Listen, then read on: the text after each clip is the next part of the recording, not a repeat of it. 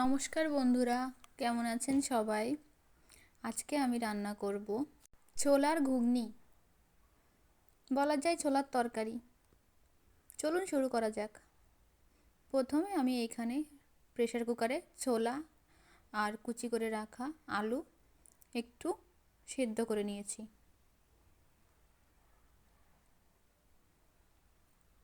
এখন এটাকে এভাবেই রেখে দেব।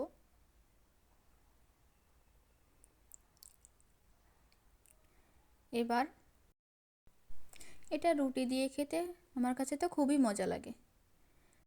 কড়াইয়ে তেল গরম দিয়েছি। এখানে আমি মুরগির কলিজাটা ব্যবহার করছি। কলিজাটা একটু ভেজে নেব যাতে গলে না যায়। একটু ভালো মতো ভেজে নেব।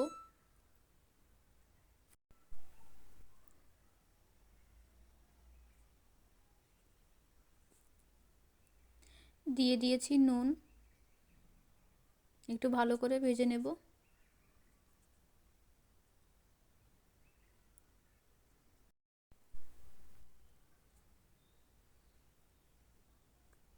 ভাজা হয়ে গেছে, এবার তুলে নেব। তুলে নিয়েছি। কড়াইয়ের ভিতরে দিয়ে দিয়েছি একটা তেজপাতা। এর ভিতরে দিয়ে দেব কুচি করে রাখা পেঁয়াজ। পেঁয়াজটা একটু বাদামি রঙের করে ভেজে নেব।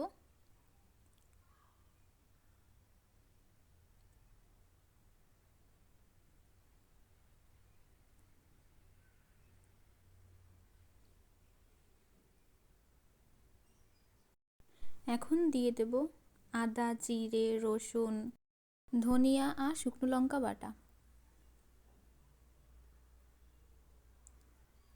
বাটা মশলাটা দিয়ে দিলাম। এখন এই বাটিটা ধুয়েই সামান্য জল দিয়ে দেব যাতে মশলাটা লেগে না যায়। দিয়ে দেব হলুদ গুঁড়ো, স্বাদ মতো লবণ,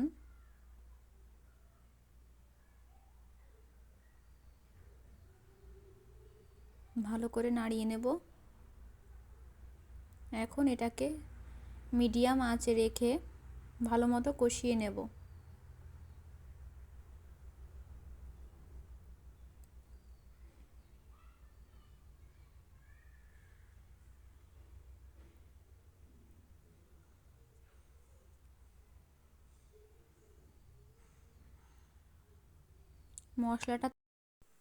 মশলাটা থেকে তেল ছেড়ে দিলে এর ভিতরে দিয়ে দেব ওই যে ভেজে রেখেছিলাম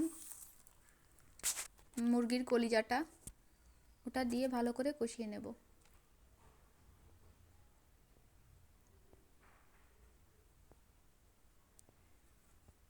ঘুগনিটার মধ্যে একটু মাংস মাংস স্মেল আসবে। কিছুক্ষণ কষে নেব।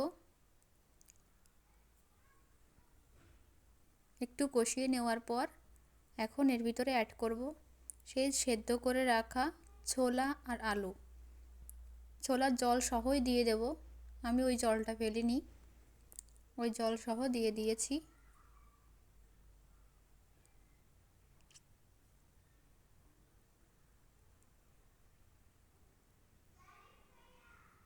আমার মনে হয়েছে আরেকটু হলুদ দরকার, তাই এখানে আরেকটু হলুদ দিয়ে দিলাম। এখন এটাকে ফুটতে দেব। আর আমি এখানে একটু চুই ঝাল অ্যাড করলাম।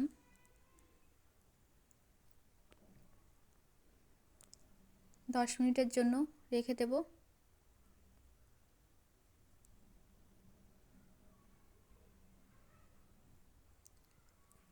এটা ঝোলটা ঘন হয়ে যাবে তখন নামাবো। এখন 10 মিনিটের জন্য ভালো করে ফুটতে দেব।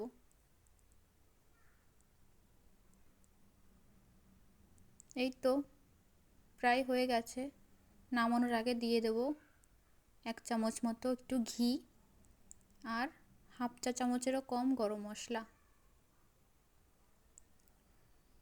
আর দিয়ে দেব কিছু ধনিয়া পাতা কুচি করে রেখেছিলাম, সেগুলো দিয়ে দেব।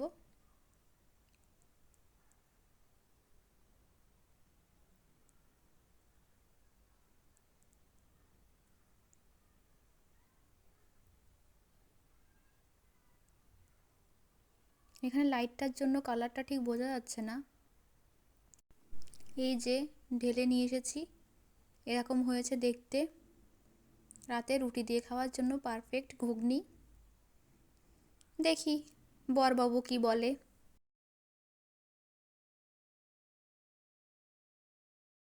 দেখা হবে অন্য একটি রান্নার ভিডিওতে। আজকের জন্য টাটা।